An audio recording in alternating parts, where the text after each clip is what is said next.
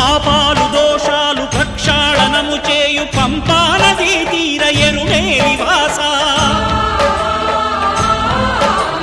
నియమాల మాలతో సుగుణాల మెట్లపై నడిపించి కనిపించు అయ్యప్ప స్వామి మకర సంక్రాంతి సజ్జోతివై అరుదెంచి మహిమలను చూపించు మణికంఠ స్వామి